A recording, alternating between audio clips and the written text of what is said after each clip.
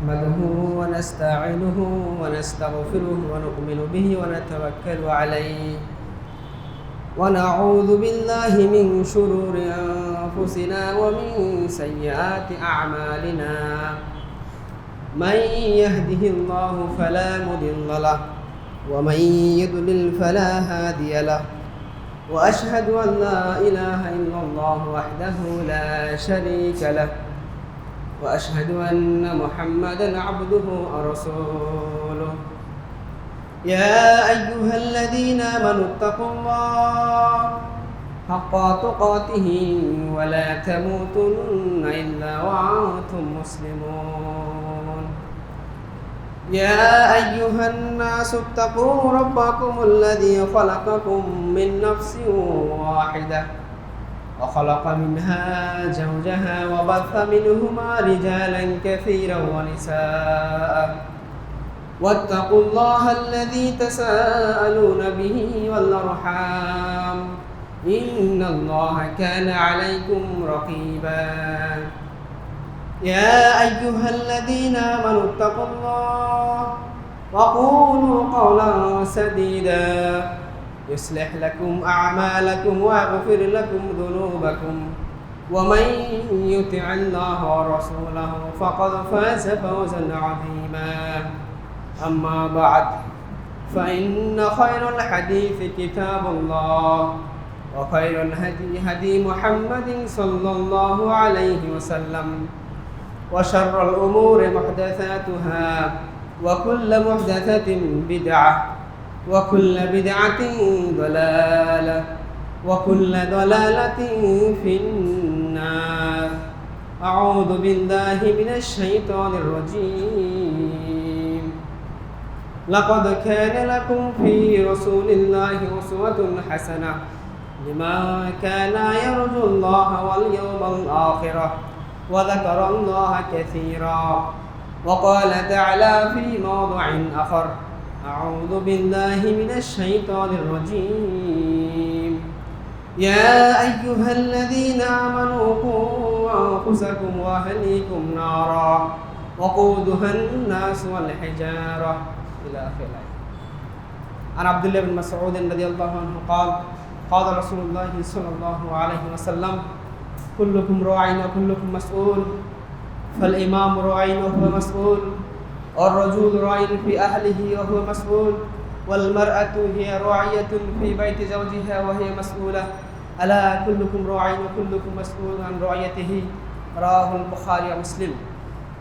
عن عائشة رضي الله عنها قالت قال رسول الله صلى الله عليه وسلم من أحدث في أمرنا هذا ما ليس منه فهو رد رواه مسلم. যাবতীয় প্রশংসা যাবতীয় গুণগান আল্লাহ সুবহানাহু ওয়া তাআলার জন্য, যে মহান রব্বুল আলামিন রব্বুল ইজ্জাত আমাদেরকে অসংখ্য মানুষের মধ্য থেকে পবিত্রতম দিন, সপ্তাহের সর্বশ্রেষ্ঠ দিন জুমার দিনে মসজিদে এসে তার ফরজিয়তকে আদায় করার লক্ষ্যে আমাদেরকে জমায়েত করেছেন অসংখ্য মানুষের মধ্য থেকে। সেই মহান রব্বুল আলামিন আল্লাহ সুবহানাহু ওয়া তাআলা তার প্রতি প্রশংসা জ্ঞাপন করি, সকলে বলি আলহামদুলিল্লাহ। হাজারো শান্তি ও দরুদ বর্ষিত হোক বিশ্ব মানবতার মহান শিক্ষক, আমাদের একমাত্র আদর্শ, বিশ্ব মানবতা যার পথ পেয়ে, যার আদর্শ পেয়ে আমরা জাহান্নামের পথ থেকে যিনি আমাদেরকে জান্নাতের পথ দেখিয়েছেন, যিনি আমাদেরকে আদর্শিক মানুষ হওয়ার জন্য, আদর্শিক সমাজ গঠনের জন্য উত্তম আদর্শ রেখে গেছেন, সেই মহামানব মুহাম্মদুর রাসূলুল্লাহ সাল্লাল্লাহু আলাইহি ওয়াসাল্লাম, তার প্রতি হাজারো শান্তি বর্ষিত হোক, সকলে করি আবারও করি সাল্লাল্লাহু আলাইহি ওয়াসাল্লাম। সুপ্রিয় মসজিদের মুসল্লিবৃন্দ, আপনাদের সম্মুখে আজকের অন্ধকার জুমার খুতবায় আমার সংক্ষিপ্ত আলোচনার বিষয় হলো সমাজ সংস্কারের বিভিন্ন দিকগুলো নিয়ে আলোচনা করব ইনশাআল্লাহ। সমাজ সংস্কারের মধ্যে আমাদের কোন কাজের কারণে আমাদের সমাজ সংস্কার হয় না? আমাদের সমাজের মধ্যে আজকে এত অধঃপতন কেন? আমাদের পরিবারগুলো আজকে কেন এত অধঃপতন? আমাদের সন্তানগুলো আজকে কেন এত অধঃপতন?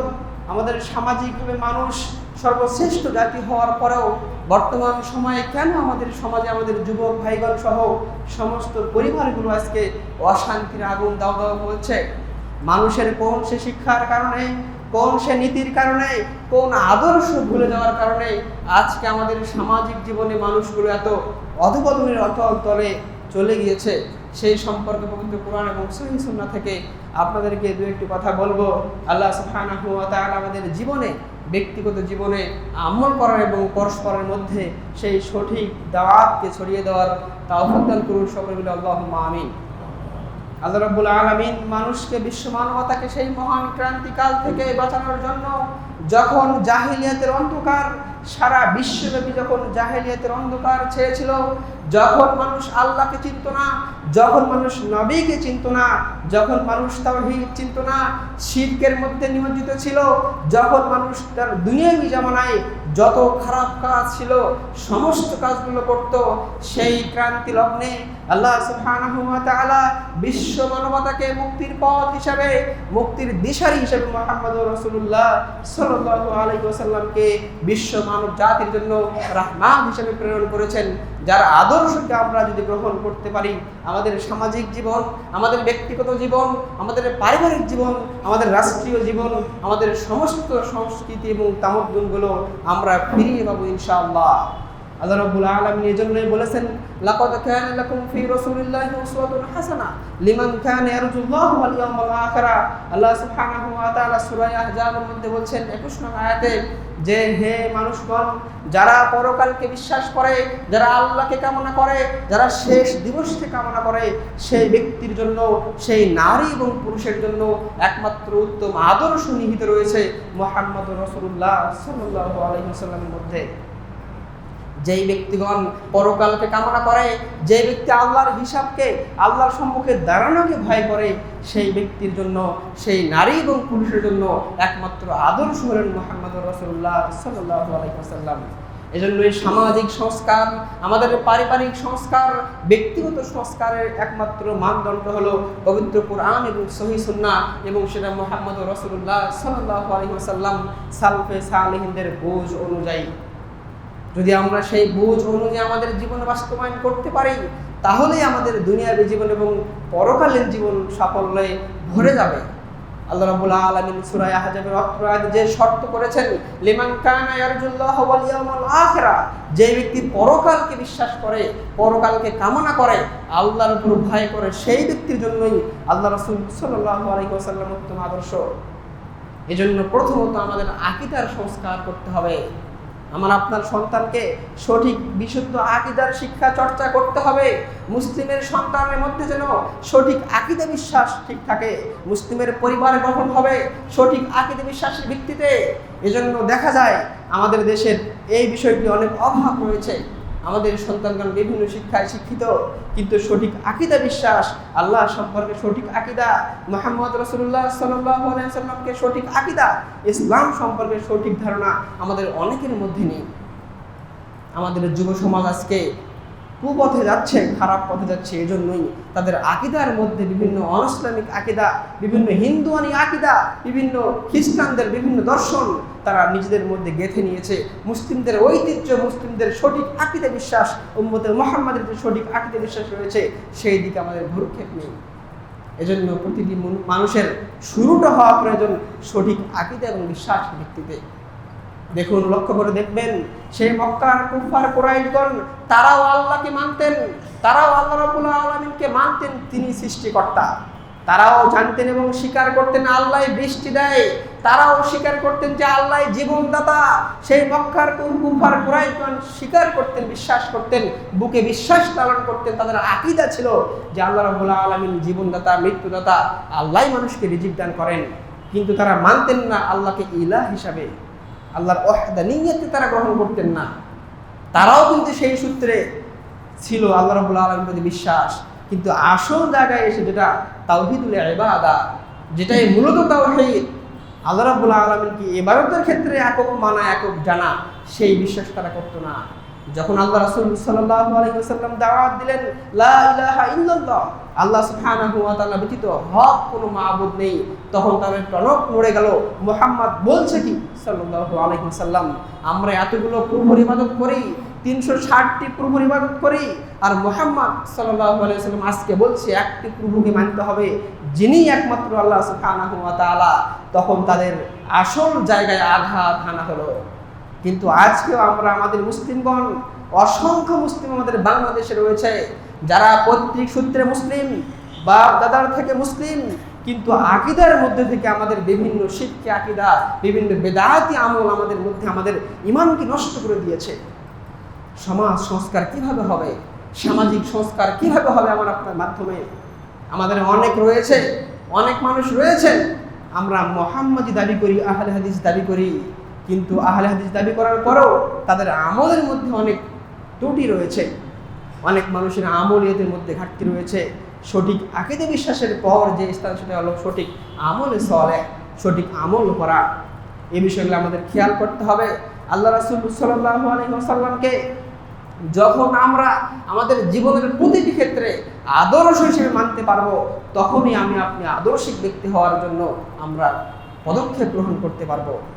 আপনার ব্যক্তিগত জীবন চলবে আল্লাহ রাসূল সাল্লাল্লাহু আলাইহি ওয়াসাল্লামের সেই আদর্শ অনুযায়ী। আল্লাহ রাব্বুল আলামিন প্রতিটি ক্ষেত্রে সবচেয়ে বেশি গুরুত্ব দিয়েছেন পরিবার পরিজনকে। আপনি ব্যক্তিগত জীবনকে গড়ুন, আমার আপনার জীবনটা প্রথম গড়তে হবে আল্লাহ রাসূল সাল্লাল্লাহু আলাইহি ওয়াসাল্লামের আদর্শ অনুযায়ী।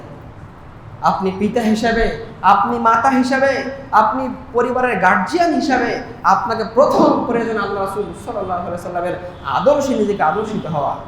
কারণ আপনি পরিবারের একজন বিশিষ্ট ব্যক্তি, আপনাকে দেখে আপনার সন্তান শিখবে। আল্লাহ রাব্বুল আলামিন তাই তো বলছেন, ইয়া আইয়ুহাল্লাযীনা আমানু, হে বিশ্বাসীগণ, হে ঈমানদারগণ, কু আনফুসাকুম ওয়া আহলিকুম নারা ওয়াকুদুহান নাস ওয়াল হিজারা। সূরা তাহরিমের 6 নং আয়াতে বলছেন, হে ঈমানদারগণ, তোমরা তোমাদের কি করো, কু আনফুসাকুম ওয়া আহলিকুম নারা, তোমরা নিজেরা এবং নিজের পরিবারকে, আহাল পরিবারকে জাহান্নামের আগুন থেকে রক্ষা করো। আল্লাহ রাব্বুল আলামিন এখানে নিজেকে, নিজের পরিবারকে জাহান্নাম থেকে রক্ষার কথা বললেন। অর্থাৎ পরিবারটি অনেক প্রথমে চলে আসে। আল্লাহ রাসূল তার তাওহীদের দাওয়াত প্রথম দিয়েছিলেন পরিবার পরিজনকে, তার আহাল পরিবারকে প্রথম সতর্ক করেছিলেন, তার স্ত্রীকে, পরিবার, সন্তান সন্ততিকে, আত্মীয় স্বজনকে প্রথম তাওহীদের দাওয়াত দিয়েছিলেন। আমার আপনার জীবনের সংস্কার প্রথম হওয়া চাই নিজের পরিবার থেকে, ব্যক্তিগত জীবন থেকে। অত্র আগে তাফসিরে স্পষ্ট বলা হয়েছে, বিভিন্ন তাফসিরে গ্রহণযোগ্য তাফসির যেমন ইবনে কাসির রাহিমাহুল্লাহ বলছেন, আন্না বেকায়াতু মিনান নার আল আওলাদ ওয়াল আহল, ব্যক্তি জীবনের মানুষের পরিবার পরিজন এবং সন্তান সন্ততিকে জাহান্নামের আগুন থেকে বাঁচানোর জন্য প্রথম এবং প্রধান শর্ত হলো আত-তা'লিমুদ দ্বীনি, আত-তা'লিমুশ শারঈ, শরীয়তের ইলম, দ্বীনের ইলম, অর্থাৎ তাওহীদকে এবং শিরককে পার্থক্য করার ইলম, ইসলামের বেসিক নলেজ। অত্র আয়াতে আল্লাহ রাব্বুল আলামিন বলছেন, জাহান্নামের আগুন থেকে বাঁচো। জাহান্নামের আগুন থেকে আমি আপনি কি দিয়ে বাঁচবো? সেটা হলো আত-তা'লিমুদ দ্বীনি, দ্বীনি শিক্ষার মাধ্যমে। দ্বীনি শিক্ষার মাধ্যমে একজন মানুষ জাহান্নামের আগুন থেকে বাঁচতে পারে। আল্লাহ রাব্বুল আলামিন এটাই বলেছেন, সেই জাহান্নাম কত ভয়াবহ হবে, ওয়াকুদুহান নাস ওয়াল হিজারা, যেই জাহান্নামের জ্বালানি হবে মানুষ এবং পাথর। মানুষ এবং পাথর জ্বলবে। সে আয়াতে ভয়াবহ বলা হয়েছে, জাহান্নামের মধ্যে থাকবে ফেরেশতাগণ অনেক কঠোর মেজাজি, খুবই কঠোর হবে। শিদাদুল গিলায, আল্লাহ বলছেন খুবই কঠোর হবে। জাহান্নামে যারা প্রহরী হবে, সেই ফেরেশতাগণ খুবই কঠোর হবে। তাদের মনে কোনো মায়া থাকবে না, কোনো দয়া থাকবে না। সেই দিন মানুষ জ্বলতে থাকবে যারা এই দুনিয়াতে আদর্শিকভাবে আল্লাহ রাসূল সাল্লাল্লাহু আলাইহি ওয়াসাল্লামের আদর্শকে বাস্তবায়ন না করবে, নিজের জীবনে লালন না করবে, এমন অবস্থায় মারা যাবে। সেই ব্যক্তির জন্য জাহান্নামের প্রচলিত অগ্নি রয়েছে। সেই ব্যক্তির জন্য জাহান্নামের কঠিন শাস্তি রয়েছে, যার ফেরেশতা মণ্ডলী হবে অনেক কঠোর হৃদয়ের, কোনো মায়া থাকবে না। আর তাদেরকে আল্লাহ যেই আদেশ করবেন সেই আদেশ অক্ষরে অক্ষরে পালন করবে, মানুষকে যাবতীয় শাস্তি দ্বারা প্রদান করবেন। সেই দিন বাঁচার পথ থাকবে না। বাঁচার পথ হলো আমার আপনার দুনিয়াতে জীবন চলা অবস্থায়, জীবন বন্ধ হয়ে যাওয়ার পূর্বে আমাকে আপনাকে বাঁচার পথকে গ্রহণ করতে হবে। সঠিক আকীদা আমাদের ভিত্তিতে নিজের জীবনে সংস্কার আনতে হবে, তাহলে সামাজিক সংস্কার সম্ভব। আল্লাহ রাসূল সাল্লাল্লাহু আলাইহি ওয়াসাল্লামের মাধ্যমে আমরা যে স্বচ্ছ দিন পেয়েছি, সেই দিনটি এত বেশি গুরুত্বপূর্ণ যে সমস্ত জীবন ব্যবস্থার মধ্যে ইসলামের বৈশিষ্ট্য সর্বোত্তম। সামাজিক সংস্কারের জন্য ইসলামের মর্যাদা সর্বশ্রেষ্ঠ। দেখুন, একটি হাদিস এসেছে সহিহ বুখারীতে 5188 নং হাদিস। প্রখ্যাত সাহাবী আব্দুল্লাহ ইবনে মাসউদ রাদিয়াল্লাহু আনহু বলছেন, রাসূলুল্লাহ সাল্লাল্লাহু আলাইহি ওয়াসাল্লাম বলছেন, কুল্লুকুম রাঈন কুল্লুকুম মাসউল। হে দুনিয়ার মানুষ, তোমরা প্রত্যেকেই দায়িত্বশীল, প্রত্যেক মানুষ জিম্মেদারি, আর প্রত্যেকের দায়িত্ব সম্পর্কে কিয়ামতের কঠিন সময় জিজ্ঞেস করা হবে। আল্লাহ রাসূল আমভাবে ছোট্ট একটি কথায় কথা বললেন, তারপর বিস্তারিত বলছেন, ফাল ইমাম রাঈনহু মাসউল। একটি দেশের শাসক, একটি মাদ্রাসার প্রিন্সিপাল, একটি স্কুলের হেডমাস্টার, অর্থাৎ যারাই নেতা রয়েছেন, সেই নেতাকে তার দায়িত্ব সম্পর্কে কিয়ামতের কঠিন সময়ে জিজ্ঞেস করা হবে। তারপর আল্লাহ রাসূল আমার আপনার পরিবারে এসে বললেন, আর-রাজুলু রাঈন ওয়া হুয়া মাসউল। একজন পরিবারের পিতা, একজন পরিবারের যিনি অভিভাবক, তিনি তার পরিবার সম্পর্কে দায়িত্বশীল।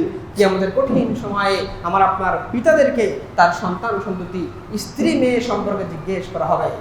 আল্লাহ রাসূল তারপরে বললেন, ওয়াল মারআতু রাইয়াতুন ফি বাইতি যাওজিহা।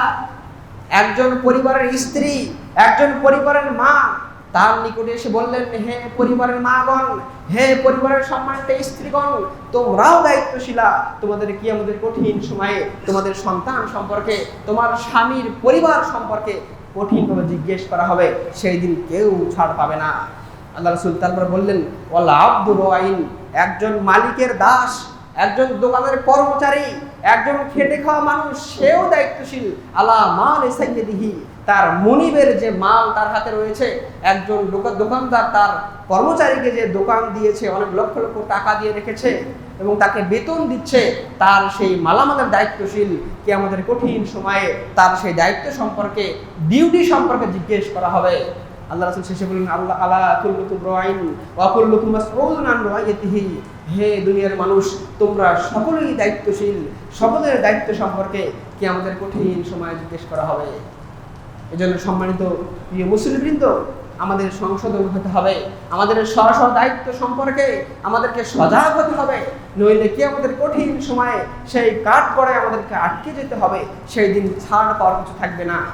দেখুন, যেই পরিবার পরিজনকে রক্ষা করার জন্য আপনার আমার মাথার ঘাম পায়ে ফেলে যেই পরিবার পরিজনকে আপনি আমি আজকে দুনিয়াতে উত্তম রিজিক প্রদান করছি, হালাল হারামকে না বাদ বিচার করে আমরা টাকা রোজগার করছি, সেই পরিবার পরিজন যদি আমাদের কঠিন সময়ে আমার আপনার বিপক্ষে চলে যায়, তাহলে কেমন হবে?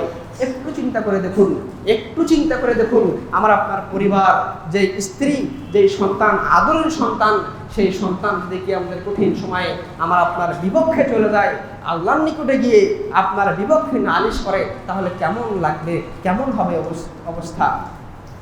আল্লাহ রাব্বুল আলামিন তাই তো বলেছেন সূরা আবাসার মধ্যে, ইয়াউমা ইয়াফিরুল মারউ মিন আখি ওয়া উম্মিহি ওয়া আবি ওয়া সাহিবাতিহি ওয়া বানি লিকুল্লি ইমরিইম মিনহুম শাআনুন ইউগনি। আল্লাহ সুবহানাহু ওয়া তাআলা বলেছেন সেই কঠিন সময়কে লক্ষ্য করে, যেই দিন মানুষ তার পিতার নিকট থেকে পালিয়ে যাবে, মানুষ তার স্ত্রীর নিকট থেকে পালিয়ে যাবে, মানুষ তার বন্ধুর নিকট থেকে পালিয়ে যাবে, মানুষ তার আপন ভাইয়ের নিকট থেকে পালিয়ে যাবে। দুনিয়ায় সবচেয়ে আদরের বস্তু স্ত্রী, সেই স্ত্রীর নিকট থেকে পালিয়ে যাবে। অত্র আয়াতে বলা হয়েছে, লিকুল্লি ইমরিইম শাআনুন ইউগনি। সেই দিন প্রত্যেক মানুষ নিজেকে নিয়েই ব্যস্ত থাকবে। আমার কি হবে, আমার কি হবে, কিসের পরিবার, কিসের স্ত্রী, কিসের সন্তান সন্ততি। দেখুন পরিবেশ কত কঠোর হবে। দুনিয়াবী জীবনে যদি আমার আপনার পরিবারটি আদর্শিক না হতে পারে, আপনি আমি যদি আদর্শ পরিবারের গঠন না করতে পারি, কিয়ামতের কঠিন সময় এই ভয়াবহ অবস্থা হবে। আল্লাহ রাব্বুল আলামিন যেই চিত্র তুলে ধরেছেন সূরা আবাসার মধ্যে, ইয়াউমা ইয়াফিরুল মারউ মিন আখি, সেই দিন মানুষ পালিয়ে যাবে তার আপন ভাইয়ের নিকট থেকে, পালিয়ে যাবে আপন স্ত্রীর নিকট থেকে, পালিয়ে যাবে পিতার নিকট থেকে, মায়ের নিকট থেকে। সেই দিন মানুষ কি হবে? সেই দিন মানুষ দুই শ্রেণীর মানুষ হবে, সুআদা ও আশকিয়া। হয় সে সফলকাম ব্যক্তি হবে, অথবা সে ব্যর্থ ব্যক্তি হবে। আমার আপনার ইচ্ছা কি? আমাদের কি মনোকাঙ্ক্ষিত বিষয় নেই যে আমরা সফলকাম ব্যক্তিদের অন্তর্ভুক্ত হব? এজন্য সময় থাকতে পরিবার পরিজনকে যদি আমরা সঠিকভাবে লালন পালন করতে পারি, আদর্শিক করতে পারি, তাহলে কি আমাদের কঠিন সময়ে আমার আপনার জন্য পজিটিভ দিক হবে।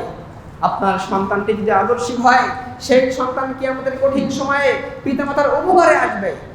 আল্লাহ রাসূল সাল্লাল্লাহু আলাইহি ওয়াসাল্লাম বলছেন সেই বিষয়টিও, যেমন ইবনে মাজার মধ্যে এসেছে 242 নং হাদিস। আল্লাহ রাসূলের প্রখ্যাত সাহাবী আবু হুরায়রা রাদিয়াল্লাহু আনহু বলছেন, রাসূলুল্লাহ সাল্লাল্লাহু আলাইহি ওয়াসাল্লাম বলছেন, ইন্না মিম্মা ইয়ালহাকুল মুমিন মিন বাদি আমালিহি মিন বাদি মাউতিহি মিন আমালিহি ওয়া হাসানাতিহি। যখন মানুষ মারা যাবে, মারা যাওয়ার পরও মানুষের কয়েকটি আমল চালু থাকবে। 7টি আমল রয়েছে, সেই 7টি আমলের কোনো আমল করে যেতে পারলে মানুষ মারা যাওয়ার পরেও, আমি আপনি কবরে যাওয়ার পরেও, কবরে শুয়ে শুয়ে সেই আমাদের হিসাবগুলো, সেই আমাদের সওয়াবগুলো আমরা পেতে থাকবো। এর মধ্যে একটি হলো ইলমান আল্লামাহু ওয়া নাশারা। এমন কোন ইলম অর্জন করলো, মানুষ যদি এমন কোন ইলম অর্জন করে, কোন বিদ্যা অর্জন করে, সেই বিদ্যা দিয়ে সে নিজে আলোকিত হয়, ওয়া নাশারা, এবং মানুষকে আলোকিত করে। আমার আপনার বিদ্যা যদি নিজের উপকার করে, মানুষের উপকার করে, দ্বীনি ইলম হয় বা অন্য কোনো দুনিয়াবি ইলম হলেও, যে ইলম সমাজের উপকার করে, মানুষের উপকার করে, দেশের উপকার করে, দেশের উন্নয়নে আপনার যেই মেধা কাজে লাগাচ্ছেন, সেই মেধার জন্য আল্লাহ রাসূল সাল্লাল্লাহু আলাইহি ওয়াসাল্লাম বলছেন, মানুষ কবরে যাওয়ার পরও তার সৎ আমল, তার নেক আমলগুলো চলতে থাকবে। দ্বিতীয় হলো ওয়ালাদান সালিহান তারাকা। খুব বড় একটি কথা আল্লাহ রাসূল বলছেন, সৎ সন্তান, নেক সন্তান। যদি আমি আপনি একটি নেক সন্তান রেখে যেতে পারি, সেই নেক সন্তান সারা জীবন যত ভালো কাজ করবে, যত কল্যাণ কাজ করবে, তার একটি অংশ আপনি পিতা, আপনি মাতা, আপনি বড় ভাই হিসাবে আপনি পেয়ে থাকবেন। সুবহানাল্লাহি ওয়া বিহামদিহি। হে আল্লাহ, আমাদের সন্তানদেরকে নেক হিসাবে কবুল করুন। সকলে বলে আল্লাহুম্মা আমিন। আল্লাহ রাসূল এভাবে 7টি সিরিয়াল দিয়েছেন। অপর একটা হাদিস যেটা স্পষ্ট এসেছে সহিহ মুসলিমের হাদিসে, ইদা মাতাল ইনসান ইনকাতা আনহু আমালু। যখন মানুষ মারা যায়, মারা যাওয়ার সাথে সাথে সমস্ত আমলগুলো বন্ধ হয়ে যায়, ইল্লা মিন সালাসা। 3টি আমল জারি থাকে, ইল্লা মিন সাদাকাতিন জারিয়া আও ইলমিন ইনতাফাউ বিহি আও ওয়ালাদান সালিহান ইয়াদউ লাহ।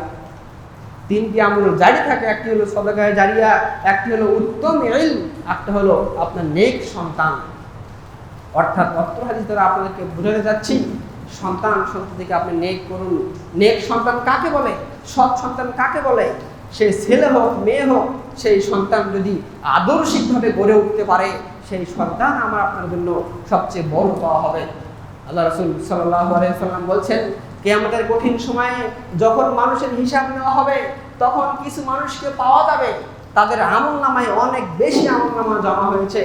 যখন সেই ব্যক্তিকে আমলনামা দেখানো হবে, আর কিয়ামতের সময়টি এমন হবে, প্রত্যেক মানুষ তার আমলনামা দেখতে পাবে। ডান দিকে তাকিয়ে দেখবে তার আমলনামার খাতা রয়েছে, বাম দিকে তাকিয়ে দেখবে তার আমলনামার দুনিয়ায় যাবতীয় যা কাজ করেছিল সমস্ত আমলনামা স্পষ্ট দেখা যাচ্ছে। অনেক মানুষ থাকবে যারা দেখবে তার আমলনামায় অনেক বেশি সওয়াব। তখন তারা জিজ্ঞেস করবে, হে আমার প্রভু, আমি তো এত আমল করি নাই, আমার আমলনামায় এত বেশি সওয়াব কিভাবে যোগ হলো? তখন আল্লাহ রাব্বুল আলামিন বলবেন, সেই ব্যক্তিকে তুমি পৃথিবীতে একটি আদর্শিক সন্তান, নেক সন্তান রেখে এসেছিলে, যেই সন্তান যত দোয়া করেছে, যত সাদাকা করেছে, যত সালাত পড়েছে, যত তেলাওয়াত করেছে, যত ভালো কাজ করেছে, তার একটি অংশ তুমি পিতাকে, তুমি মাতাকে প্রদান করা হয়েছে। সুবহানাল্লাহি ওয়া বিহামদিহি। তখন সেই ব্যক্তি তার সন্তানের বদৌলতে জান্নাতে প্রবেশ করবে। সুবহানাল্লাহি ওয়া বিহামদিহি। কতই না সৌভাগ্যের বিষয়।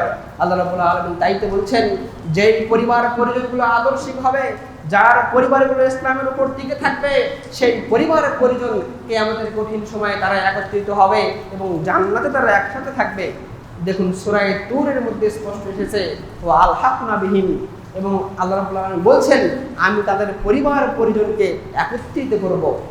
যারা তাকওয়াশীল মুত্তাকি হবে, তার পরিবার পরিজনগুলো কিয়ামতের কঠিন সময়ে কোনো চিন্তা থাকবে না, তারা জান্নাতের মধ্যে সহ অবস্থান করবে। দুনিয়াতে যেমন পরিবার পরিজন একসাথে রয়েছে, কিয়ামতের কঠিন সময়েও সেই ব্যক্তিগণকে আল্লাহ রাব্বুল আলামিন জান্নাতে একত্রিত রাখবেন। কিন্তু আমাদের সামাজিক অবস্থা এখন কেমন? আমাদের সন্তানগুলো আজকে কেমন? করোনা ভাইরাসের সময় আমাদের বিভিন্ন কলেজ বিশ্ববিদ্যালয়গুলো বন্ধ থাকার কারণে আমার আপনার সন্তানগুলো কোন পথে এগিয়ে যাচ্ছে একটু কি আমরা খোঁজ নিয়েছি? আমার আপনার সন্তানগুলো বিভিন্ন মোবাইল গেমসের মাধ্যমে, বিভিন্ন পাবজি সহ বিভিন্ন ফ্রি ফায়ার গেমসের মাধ্যমে আমাদের যুব সমাজগুলো আজকে নষ্ট হয়ে যাচ্ছে। একটি সমাজের সবচেয়ে প্রধান কর্ণধর যারাই দেশকে পরিচালনা করবে, যারাই সমাজকে পরিচালনা করবে, তারা হলো আমাদের সমাজের যুব সমাজ। সেই যুব সমাজ যদি নষ্ট হয়ে যায়, একটি দেশকে হওয়া সম্ভব নয়, কোনো উন্নতি সম্ভব নয়। দুঃখের সাথে বলতে হয় আমাদের যুব সমাজ আজকে খুবই ক্ষতিগ্রস্ত। আমাদের যুব সমাজগুলো আজকে খুবই ক্ষতিগ্রস্ত। আমাদের যুবক ভাইয়েরা আজকে ভুল পথে চলে যাচ্ছে তাদের গাইডলাইন না থাকার কারণে। এজন্য আমাদের পিতামাতা প্রথম এবং প্রধান দায়ী। আমার আপনার দায়িত্ব সম্পর্কে কি আমাদের কঠিন সময় জিজ্ঞেস করা হবে যদি আপনি আপনার পর্যাপ্ত দায়িত্ব পালন না করতে পারেন। আল্লাহ রাসূল সাল্লাল্লাহু আলাইহি ওয়াসাল্লাম বলছেন, যে হাদিসটি নাসাইতে এসেছে, মুসনাদে বাজ্জারের মধ্যে এসেছে বিভিন্ন সনদে। আল্লাহ রাসূলের মুখাত সাহাবী আব্দুল্লাহ ইবনে ওমর রাদিয়াল্লাহু আনহু বলছেন, সালাসাতুল লা ইয়াদখুলুনাল জান্নাহ, তিন শ্রেণী মানুষ জান্নাতে প্রবেশ করবে না। সেই তিন শ্রেণী মানুষের এক শ্রেণী মানুষ হলো মুদমিনুল খামার, যারা নিয়মিত নেশাদার দ্রব্য পান করে। দ্বিতীয় হলো আল আকু, যেই ব্যক্তি তার পিতামাতার অবাধ্য সন্তান। তৃতীয় হলো আদ-দায়ুস আল্লাযী ইউকিরু ফি আহলিহিল খাবাস, সেই পরিবারের কর্তা যে তার পরিবারের মধ্যে জাহেলিয়াতকে, খারাপ কাজকে, পাপের কাজকে পুষিয়ে রাখে, পাপের কাজ পরিবারের মধ্যে দেখার পরেও কিছুই বলে না। এই তিন শ্রেণী মানুষকে জাহান্নামে প্রবেশ করাবেন আল্লাহ রাব্বুল আলামিন। দেখুন, আমাদের পরিবারে আজকের সমাজে অনেক দায়ুস রয়েছে, যেই পিতাগণ জানতে পারে তার সন্তানটি খারাপ নেশায় মগ্ন আছে, কিছুই বলে না। বলে যে এটা বয়সের সমস্যা, 15 বছর বয়স, সে সালাত পড়বে আর কয়েকদিন পর। এখনো তার সালাত পড়ার সময় হয়নি, এখনো তো আমার মেয়েটার পর্দা করার সময় হয়নি, মাত্র ক্লাস 10-এ পড়ে, মাত্র কলেজে উঠলো, পর্দা করবে একটু বয়স হলে। এগুলোই দায়ুস। আমাদের পরিবারের কর্তাবর অনেকে দায়ুসের কাতারে চলে গেছেন। কিয়ামতের কঠিন সময় যদি আপনি দায়ুসের কাতারে চলে যাই, জাহান্নাম ছাড়া আমার আপনার কোনো গত্যন্তর হবে না। দায়ী সেই ব্যক্তি আল্লাযী ইউকিরু ফি আহলিহিল খাবাস, যে ব্যক্তি পরিবারের মধ্যে খারাপ কাজ করার সুযোগ করে দেয়। আমার আপনার স্ত্রীটি বাইরে যাচ্ছে পর্দা ছাড়া, আপনি কিছুই বলছেন না, আমি কিছুই বলছি না, এটাই দায়ুস। আমার আপনার বাড়িতে রয়েছে ইন্ডিয়ান চ্যানেল, স্টার জলসা রয়েছে, বিভিন্ন চ্যানেলগুলো রয়েছে, যেখানে সারা দিন রাত বিভিন্ন নগ্ন সিনেমা চলছে। আপনার ছেলে মেয়ে সেখানে উপভোগ করছে, আপনি পিতা হিসেবে কিছুই বলছেন না। এর নাম হলো দায়ুস। এই দায়ুসের স্থান জাহান্নাম হবে। কিয়ামতের কঠিন সময় তারা পার পাবে না। সেই সন্তানগণ তাদের বিরুদ্ধে নালিশ করবে। সূরা ফুসসিলাতের মধ্যে স্পষ্ট এসেছে, আল্লাহ রাব্বুল আলামিন বলছেন, কিয়ামতের কঠিন দিনে এক শ্রেণীর মানুষ আল্লাহর নিকটে এসে শাকায়াত করবেন, অভিযোগ করবেন, হে আমাদের প্রতিপালক, পৃথিবীতে অমুক ব্যক্তি আমার পিতা ছিলেন, অমুক আমার মা ছিলেন, আমার দায়িত্বশীল ছিলেন, আমার গার্জিয়ান ছিলেন, কিন্তু আমাকে খারাপ কাজ আমি করেছিলাম, আমি 5 ওয়াক্ত সালাত পড়ি নাই, আমি পর্দা করি নাই, আমি ইসলামকে মেনে চলে নাই, বিভিন্ন নেশা করেছিলাম, আমার পিতা আমার মাতা আমাকে কখনো নিষেধ করেনি, সেই ব্যক্তিকে রেখে আমি আজকে জাহান্নামে যাব না। তখন আল্লাহ রাব্বুল আলামিন সেখানে বলছেন, সেই ব্যক্তিকে তার অভিভাবক সহ সেই সন্তানকে জাহান্নামে নিক্ষেপ করবেন। সেই দিন অবস্থা কত ভয়াবহ হবে। এজন্য সময় থাকতে আমাদেরকে সংশোধন হতে হবে, আমাদের সামাজিক অবস্থার উন্নয়ন ঘটাতে হবে। দেশের সরকার প্রচেষ্টা করছে বিভিন্ন দুর্নীতি থেকে রক্ষার জন্য, মাদকাসক্ত থেকে আমাদের যুব সমাজকে বাঁচানোর জন্য কত আইন প্রণয়ন করছে, কিন্তু যতক্ষণ পর্যন্ত আমাদের সমাজগুলো, আমাদের পরিবারগুলো এই বিষয়ে এগিয়ে না আসবে, পরিবারের পিতাগুলো যতক্ষণ পর্যন্ত আমরা সংস্কার না হব, এই আইন বাস্তবায়ন করে কতটুকু লাভ হবে আল্লাহ রাব্বুল আলামিন ভালো জানেন। কারণ প্রতিটি পরিবারের দায়িত্ব দেওয়া হয়েছে পিতা এবং মাতাকে। আপনার যেই সন্তানকে ছোট থেকে ইসলামী বুনিয়াদ শিক্ষা দেবেন, যেই সন্তানকে আপনি শিখাবেন মানুষ হত্যা করা হারাম, মানুষ হত্যা করা মহাপাপ, সেই সন্তান বড় হয়ে কখনোই মানুষের গলায় এসে ছুরি চালাতে পারবে না। কারণ সে পরিবার থেকে শিক্ষা পেয়েছে, তার পরিবার তাকে শিখিয়েছে মাদকাসক্ত হারাম, এগুলো খারাপ কাজ। সে পরিবার থেকে শিক্ষা পেয়েছে একটা রাস্তার মেয়েকে উত্ত্যক্ত করা হারাম, নিষিদ্ধ কাজ, সে কখনো সেগুলো করবে না। কিন্তু আমরা করেছি কি, আমাদের সন্তানকে জন্ম দিয়ে একটা নামি দামি স্কুলে ভর্তি করে দিয়ে আমরা মনে করি আমাদের দায়িত্ব শেষ করে দিলাম। কখনোই নয়। আদর্শিক পিতা এবং মাতা হয় এত সহজ না। একটা সন্তানকে আদর্শিকভাবে আল্লাহ রাসূল সাল্লাল্লাহু আলাইহি সাল্লামের আদর্শ অনুযায়ী গড়ে তোলা বর্তমান সময়ে সবচেয়ে কঠিন এবং সবচেয়ে কঠিন কাজ। যেই কাজটি আমাদের মায়েদের হাতে রয়েছে। আমরা অনেকে বলি যে আমাদের বাড়িতে মাদের কোনো কাজ নেই, স্ত্রীদের কোনো কাজ নেই, শুধু রান্না বান্না করে এবং বাড়িতে বসে থাকে। মিথ্যা কথা। আমার আপনার স্ত্রী, আমার আপনার মা সবচেয়ে কঠিন দায়িত্ব পালন করে সন্তান প্রতিপালন করা। একটি মা যদি আদর্শ হয়, সমাজ আদর্শ হয়ে যাবে। একটি মা যদি আদর্শ হয়, পরিবার আদর্শিক হয়ে যাবে, আর আদর্শিক পরিবার থেকে আদর্শিক সন্তান চলে আসবে। এজন্য বিবাহ থেকে শুরু করে আমাদের যুবক ভাইদেরকে লক্ষ্য করে বলছি, বিবাহের দিন থেকে শুরু করে মাথায় রাখুন, পরিবারকে আদর্শিক করবেন। এ যাবৎ যত ভুল হয়েছে, আপনার জীবন, আপনি নতুন জীবন শুরু করবেন। বিবাহ থেকে আপনি চিন্তা ভাবনা করুন, আপনার জীবনকে, আপনার নতুন পরিবারকে আদর্শিক হিসেবে গড়ে তুলবেন। আপনি স্বামী এবং স্ত্রী যদি আদর্শিক হয়, সন্তান আদর্শিক হবে। কিন্তু আমাদের সন্তান কিভাবে আদর্শিক হবে? যেই মা তার পেটের মধ্যে বাচ্চা আসার পর সারা দিন সে সিরিয়াল দেখে, যেই মা সন্তান গর্ভবতী হওয়ার পর 5 ওয়াক্ত সালাতের খেয়াল নাই, কখনো কোরআন তিলাওয়াত করে না, সেই সন্তান কিভাবে আদর্শিক হতে পারে? যেই সন্তানকে আপনি ছোট অবস্থায়, তার চোখ ফোটার পরেই সে বুঝ হওয়ার পরে যার হাতে আপনি মোবাইল উঠিয়ে দিচ্ছেন, যাকে আপনি গেমস উঠিয়ে দিচ্ছেন, বিভিন্ন কার্টুন উঠিয়ে দিচ্ছেন, সেই সন্তান কিভাবে আদর্শিক হতে পারে? সৌদি আরবের বর্তমান প্রেক্ষাপট অনুযায়ী দু একটি কথা বলতে চাই। তাদের সামাজিক অবস্থায় এখনো পর্যন্ত অনেক ভালো। সৌদি আরবে কয়েক বছর থাকার বদলে দেখেছি তাদের সন্তানদের যে আদর্শ এখনো পর্যন্ত আমাদের চেয়ে অনেক গুণে ভালো রয়েছে। তারা পরিবার থেকে একটি শিক্ষা পেয়ে থাকে। পরিবারের সন্তানরা তারা ছোট অবস্থায় দ্বীনি শিক্ষার একটা দার্স পেয়ে থাকে। প্রতিটি মসজিদে ইলমি হালাকা রয়েছে, সকাল সন্ধ্যায় কোরআন শিক্ষার হালাকা রয়েছে, বিভিন্ন মুতুন শিক্ষার হালাকা রয়েছে। তারা পরিবারের মা এবং বাবাগণ প্রথম সন্তানকে তাওহীদ শিক্ষা দেন। কিন্তু আমরা কয়জন রয়েছে আমার সন্তানকে শিক্ষা দিয়েছি? বলো তো আমার সৃষ্টিকর্তাকে, বলো তো আমাদের রাসূলের নাম কি আমরা কি শিক্ষা দেই? আমরা শুরুতে আমাদের সন্তানকে হাট্টি মাটি টিম শিক্ষা দেই। আমাদের সন্তান কিভাবে আদর্শিক হবে? একটি পরিকল্পনা অনুযায়ী আমার আপনার পরিবারকে গণিত হবে, নইলে আমার আপনার সমাজ আদর্শিক হবে না। আল্লাহ রাসূল সাল্লাল্লাহু আলাইহি ওয়াসাল্লাম সে আদর্শ পরিবারের জন্য আমাদেরকে যে তালিম দিয়েছেন, সেই তালিম হলো ইসলামের সঠিক শিক্ষা। আপনার যেই সন্তানটি ইঞ্জিনিয়ার বানাবেন, যেই সন্তানকে আপনি ডাক্তার বানাবেন, সেই সন্তানকে আপনি বুনিয়াদি হিসাবে বেসিক শিক্ষা ইসলামের দেন। সেই সন্তান বড় হয়ে বড় ডাক্তার হবে এবং সমাজের উপকার করবে। তার মধ্যে যদি সঠিক আকীদা বিশ্বাস থাকে এবং সঠিক আনুগত্য থাকে, নইলে আপনার সন্তানটি ডাক্তার নামে ডাকাত হবে, যে মানুষকে চুষে খাবে, সমাজকে চুষে খাবে, দুর্নীতি করবে। কিন্তু যেই সন্তানটি আপনার নিকটে উত্তম আদর্শ শিখেছে, আল্লাহ রাসূলের আদর্শ তার মধ্যে রয়েছে, সেই সন্তানটি বড় হয়ে প্রকৌশলী হবে, ইঞ্জিনিয়ার হবে, সমাজের সে উপকার করবে, মানুষের সে ক্ষতি করবে না, সে কখনো কালো টাকা ভক্ষণ করবে না।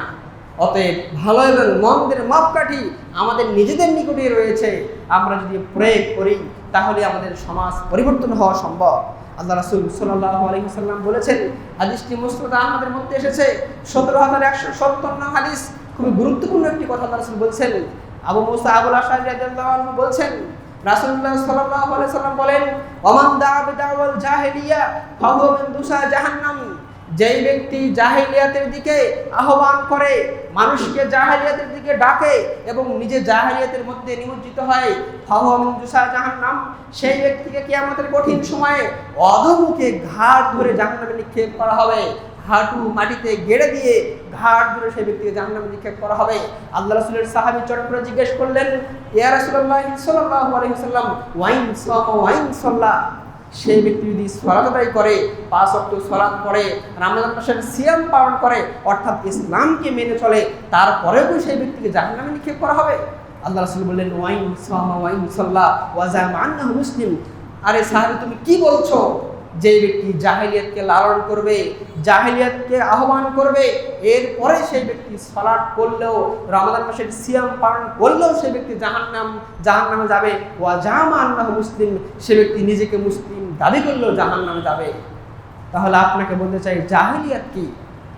জাহিলিয়াতের সবচেয়ে বড় একটি বিষয় হলো গান বাজনা। জাহিলিয়াতের সবচেয়ে বড় একটি শিকন্ডি হলো আপনার বিভিন্ন মাদক দ্রব্য। জাহিলিয়াতের সবচেয়ে বড় একটি অস্ত্র হলো বেপরদা, বেহায়াপনা। জাহিলিয়াতের সবচেয়ে বড় একটি খারাপ হলো সুদ, ঘুষ। এগুলোই জাহিলিয়াত। যেই জাহেলিয়াতকে আল্লাহ রাসূল সাল্লাল্লাহু আলাইহি ওয়াসাল্লাম আরাফার ময়দানে মৃত্যুবরণ করার মাত্র কয়েকদিন পূর্বে তিনি একটি ভাষণ দিয়েছিলেন, বিদায়ী হজের ভাষণ। সেই ভাষণে তিনি বলেছিলেন, আজকে আমার পায়ের নিচে যাবতীয় জাহেলিয়াতকে আমি কবর দিলাম।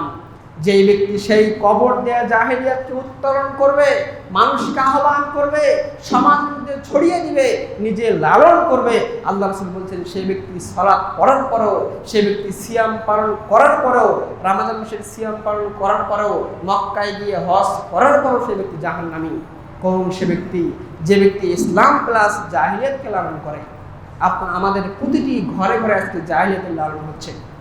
টিভি চ্যানেলের মাধ্যমে, ডিশ চ্যানেলের মাধ্যমে, বিভিন্ন সভ্যতার মাধ্যমে আমরা আজকে জাহেলিয়াতকে লালন করছি। আমাদের সমাজে আমরা মনে করি এগুলো মনে হয় ইসলামের সংস্কৃতি, কিছুই নয়। রমজান মাস চলে গেছে, আমাদের মধ্যে থেকে ইসলাম উঠে গেছে। অনেকে মনে করেন রমজান মাস শুধু ইসলামের জন্য আসে, বাকি 11 মাস হালাল হারাম বাদ বিচার না করে আমরা আমাদের সময়কে অতিবাহিত করি। কিন্তু রমজান মাস আসলেই আমরা ভালো হয়ে যাই, এটা ঠাট্টা মশকরা করা। বর্তমান জামানার একজন বড় পণ্ডিত বলছেন, সালেহ আল ফাওজান হাফিজাহুল্লাহ, তিনি বলছেন যে ব্যক্তি রমজান মাসে আল্লাহকে ভয় করে এবং রমজানের পরে আবার পূর্বাবস্থায় ফিরে আসে, সে আল্লাহর সাথে সে কি করে? হাসি মটকরা করে, সে আল্লাহর সাথে সে ঠাট্টা করে, আল্লাহর সাথে সে উপহাস করে। কারণ আল্লাহ রাব্বুল আলামিন আমার আপনার জন্য সময় দিয়েছেন হায়াতটুকু। আমার আপনার হায়াত কারো 7 বছর, 70 বছর, 100 বছর হায়াত। এর মধ্যে আমাকে আপনাকে সেই কিয়ামতের কঠিন সময়ের সেই পাথেয় সংগ্রহ করতে হবে, নইলে আমাকে আপনাকে অনন্তকাল জ্বলতে হবে জাহান্নামের আগুনে। আমাদের সামাজিক জীবনে জাহেলিয়াতগুলো থেকে আমরা বের হয়ে আসি, নইলে আমাদের সালাত আমাদের কবুল হবে না। যত সালাত করবেন কবুল হবে না যদি আপনার মধ্যে জাহেলিয়াতের কোনো অভ্যাস থেকে থাকে। যেমন মাদক দ্রব্য যদি কেউ সেবন করে, তারপরে সে সালাত পড়ে, তার সালাত কবুল হবে না। যে ব্যক্তি পর্দা করে না, যেই মহিলা পর্দা করে না, তারপরও সালাত আদায় করে, তার সালাত কবুল হবে না। সালাত করে কী লাভ হবে? প্রথমে জাহেলিয়াতকে পরিত্যাগ করতে হবে। জাহেলিয়াতের পরে সর্বপ্রথম খারাপ বিষয় হলো শিরক এবং বিদআত। এই দুইটি মুসলিমদের সমাজকে, মুসলিম আমলকে নষ্ট করার সবচেয়ে বড় একটি হাতিয়ার হলো শিরক এবং বিদআত।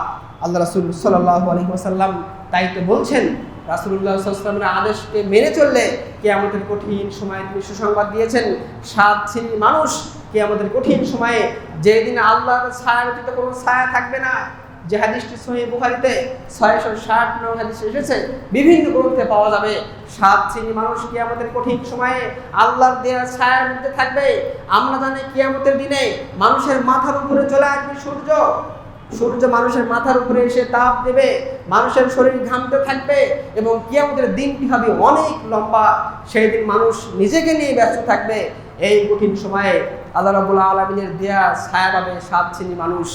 তার মধ্যে একজন হলো ওয়াশাবুন নাশআ ফি ইবাদাতিল্লাহ। আমার আপনার সন্তানটি, সেই যুবক ভাইটি যদি ইসলাম অনুযায়ী তার জীবন যৌবনকালকে অতিবাহিত করতে পারে, যেই যুবক ভাই, যে যুবকগণ, যে যুবক যুবতী তার যৌবনকালকে ইসলামের উপর অতিবাহিত করবে, আল্লাহ রাব্বুল আলামিন সেই ব্যক্তিকে তার ছায়ায় স্থান দিবেন। আল্লাহ রাব্বুল আলামিন আরো একজন ব্যক্তিকে ছায়া দিবেন, অরাজুলুন কলবুহু মুআল্লাকুন ফিল মাসাজিদ।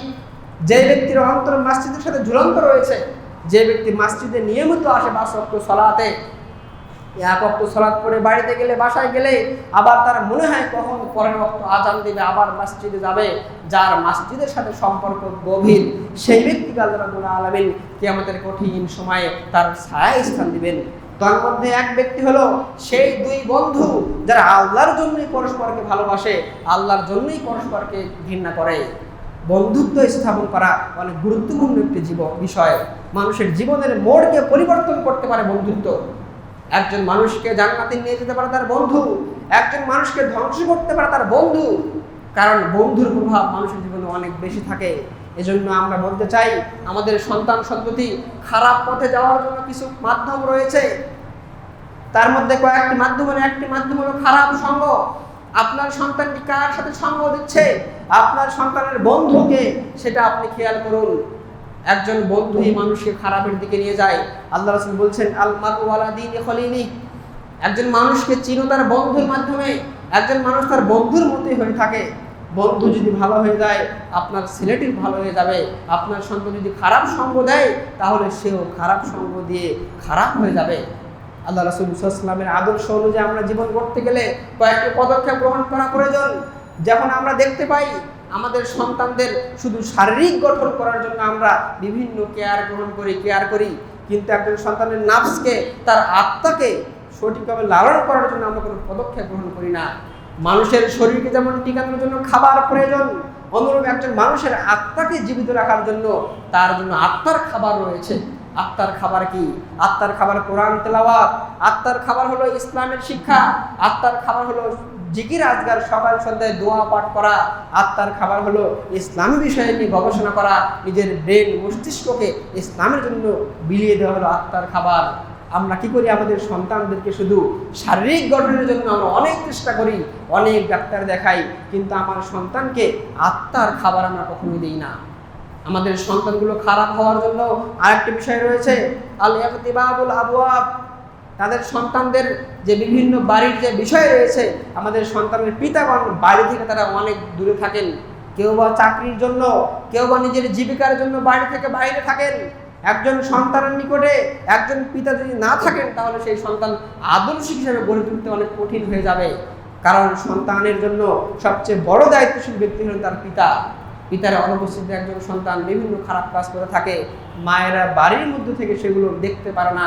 এজন্য সন্তানকে কাছে রাখুন, সন্তানকে বেশি বেশি সময় দিবেন, সন্তানকে আপনি সময় দিন সকাল সন্ধ্যায়, আপনার সন্তান উত্তমভাবে গড়ে উঠবে ইনশাআল্লাহ। আল্লাহ রাসূল সাল্লাল্লাহু আলাইহি ওয়াসাল্লাম আমাদেরকে যে বিষয়টি বললেন, ইসলামের মধ্যে ইস্তিকামাত থাকা, ইসলামের উপর টিকে থাকা। দেখুন, একটি সঠিক কথা হলো ইসলামের সঠিক পথ পাওয়া, সিরাতে মুস্তাকিম পাওয়া অনেক সহজ, কিন্তু সিরাতে মুস্তাকিমের উপর টিকে থাকা অনেক বড় কঠিন।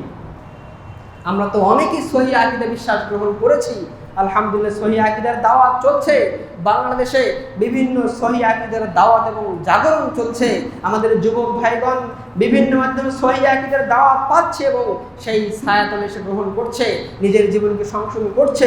কিন্তু একটি বড় পদক্ষেপ গ্রহণ করতে হবে, তা হলো এর উপর টিকিয়ে থাকা, আল ইস্তিকামাতু আলা সিরাতিল মুস্তাকিম। সিরাতে মুস্তাকিমের উপর, সঠিক পথের উপর আপনার মৃত্যুর আগ পর্যন্ত টিকিয়ে থাকতে হবে।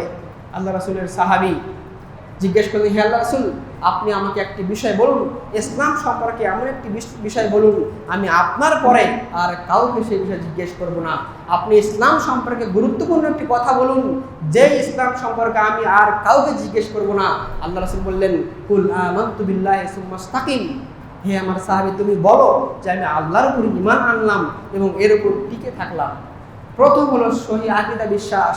অত্র হাদিসের ব্যাখ্যায় স্পষ্ট বলা হয়েছে, অত্র হাদিস প্রমাণ করে একজন মানুষের সঠিক আকীদা বিশ্বাসের পরেই দ্বিতীয় যে গুরুত্বপূর্ণ বিষয় হলো আল ইস্তিকামাতু আলা দ্বীন, দ্বীনের উপর টিকে থাকা, সঠিক বিষয়ের উপর টিকে থাকা। আর টিকে থাকার জন্য সবচেয়ে গুরুত্বপূর্ণ মাধ্যম হলো দাওয়াম আলাই। আপনি যেই সৎ কাজটি করবেন নিয়মিত করবেন, নিয়মিত করার চেষ্টা করবেন। আল্লাহ রাসূল বলছেন, আল্লাহর নিকটে সবচেয়ে পছন্দনীয় কাজ সেটাই যেই কাজটি নিয়মিত করা হয়। আপনি কোরআন তেলাওয়াত করেন, প্রতিদিন তেলাওয়াত করুন। 5টি করে আয়াত হলো, 10টি করে আয়াত হলে প্রতিদিন তেলাওয়াত করুন। একদিন এক পারা তেলাওয়াত করলেন আর বাকি 6 দিন সময় নেই তেলাওয়াত, এটা আল্লাহ পছন্দ করেন না। আল্লাহ পছন্দ করেন যে কোনো সৎ কাজ নিয়মিত করা, অল্প হলেও।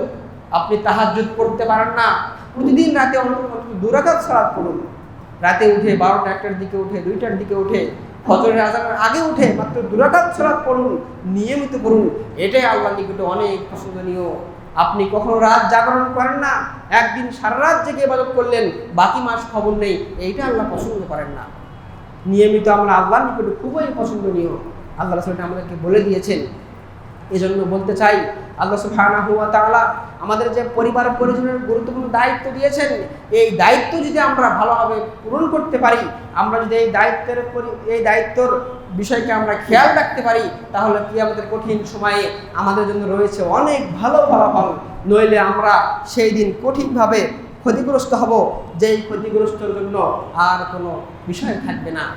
কারণ দেখুন, একটি চিন্তা করুন, আমার আপনার জীবন, টাকা সম্পদ, অর্থ সম্পদ, যত কিছু আমরা ইনকাম করি, আল্লাহ রাসূলের একটি হাদিস দেখলে আপনারা বুঝতে পারবেন। সহিহ বুখারীতে এসেছে 6519 নং হাদিস। আল্লাহ রাসূলের সাহাবী বলছেন, মানুষ যখন মারা যায় তখন তার সাথে তিনটি বিষয় কবর পর্যন্ত যায়, মালুহু ওয়া আহলুহু ওয়া আমালুহু। মানুষ মারা গেলে তার কবর পর্যন্ত তিনটি বিষয় যায়, তার ধন সম্পদ যায়, তার আত্মীয় স্বজন যায়, তার আমল যায়। ফায়ারজিউ ইসনান ওয়া ইয়াবকা মাহু ওয়াহিদ। দুইটি বিষয় ফেরত চলে আসে, একটি বিষয় ইস্তেকামত থাকে, টিকে থাকে। আল্লাহ রাসূল বলছেন তার মাল ফেরত আসে, তার সম্পদ চলে আসে, কাজে লাগে না, তার পরিবার কবরের মধ্যে রেখে চলে আসে। ওয়া ইয়াবকা মাহু আমালু। তার সাথে শুধু তার সৎ আমল, নেক আমল যতটুকু করেছে সেটুকুই থাকে, সেটুকু তার সাথে রয়ে থাকে, তার উপকারে আসে। এই জন্য আল্লাহ রাসূল বলছেন, অন্য হাদিসে বলেছেন, সহিহ মুসলিম এসেছে 2929 নম্বর হাদিসে আল্লাহ রাসূল বলছেন যে মানুষ বলে ইয়াকুলু আব্দু মালি মালি, মানুষ বলে যে আমার সম্পদ, আমার সম্পদ, আমার টাকা পয়সা, আমার বাড়ি গাড়ি, আমার ব্যাংক ব্যালেন্স, মানুষ শুধু বলে আমার সম্পদ। ইন্নামা লাহু মিন মালিহি সালাত। কিন্তু হে মানুষগণ, তোমরা মনে রেখো মানুষের সম্পদ মাত্র তিনটি। এক নাম্বার মা আকালা ফাআফনা, মানুষ যা খায় এবং তা হজম করে। আও লাবিসা ফাআবলা, মানুষ যেটা পরিধান করে এবং সে নষ্ট করে ফেলে। আও আ'তা ফাফতানা, আল্লাহ রাসূল বলছেন মানুষ যেটা আল্লাহর রাস্তায় দান করে সেটাই মওজুদ থাকে। এই তিনটা হলো মানুষের সম্পদ। আল্লাহ তারপর বলছেন ওয়া তারিকুহুল লিন্নাস, এর বাইরে বাকি সব লক্ষ লক্ষ কোটি কোটি টাকা, সব সম্পদগুলো সে মানুষের জন্য রেখে যায় এবং সেগুলো তার কোনোই উপকারে আসে না। দেখুন, একটু চিন্তা করে দেখুন, আপনার ধন সম্পদ, সন্তান সম্পত্তি তখনই কাজে লাগবে যেটা সূরা কাহাফের মধ্যে আল্লাহ রাব্বুল বলছেন আল মাল ওয়াল বানুনা জিনাতুল হায়াতিদ দুনিয়া। ধন সম্পদ এবং সন্তান সন্ততি মানুষের জন্য দুনিয়াবী জীবনের চাকচিক্যময়। আপনার টাকা সম্পদ আছে, আল্লাহ রাব্বুল আলামিন আপনাকে দিয়েছেন, বৈধ পন্থায় আপনি উপার্জন করেছেন, সেটা যদি আপনি বৈধ পন্থায় রাখতে পারেন, খরচ করতে পারেন, সেই সম্পদ আপনার জন্য উপকারে আসবে। আপনার সন্তান রয়েছে, সেই সন্তানকে আপনি আদর্শিক করলেন, উত্তম আদর্শ দিয়ে গঠন করলেন, সেই সন্তান আপনার জন্য দুনিয়াবী জীবনের চাকচিক্য সৌন্দর্য স্বরূপ, যেটা কিয়ামতের কঠিন সময়ে কাজে লাগবে। আর এর বাইরে গেলে আপনার কোনো কাজে লাগবে না। আপনি যতটুকু ভক্ষণ করেছেন, হজম করেছেন, যতটুকু আপনি পরিধান করেছেন, আর যতটুকু দান করেছেন, এটুকুই আমার আপনার সম্পদ। তাহলে আমরা কি একটু চিন্তা করি না, আমরা যে পরিবারের জন্য, যাদের জন্য আমরা হালাল হারামকে বাদ বিচার না করে আমরা ব্যাংক ব্যালেন্স করছি, কিন্তু আপনার নিঃশ্বাস বন্ধ হয়ে গেলেই সেই সম্পদগুলো আর আমার আপনার থাকবে না, মানুষের হয়ে যাবে। এজন্য আসুন ইসলামী পরিবার গঠনের মাধ্যমে সমাজ সংস্কার করি, আমরা আপনার পরিবারকে আদর্শ হিসাবে গঠন করি, যে আদর্শ মহান রব্বুল আলামিন আমাদেরকে দিয়েছেন মুহাম্মদুর রাসূলুল্লাহ সাল্লাল্লাহু আলাইহি সাল্লামের মাধ্যমে, যার গুরুত্ব দায়িত্ব নিতে হবে আমাদের পরিবারের মা এবং বাবাকে। আল্লাহ সুবহানাহু ওয়া তাআলা আমাদের প্রতিটি পরিবারকে ইসলামের জন্য কবুল করুন। সকলে বলে আল্লাহুম্মা আমিন, আল্লাহুম্মা আমিন।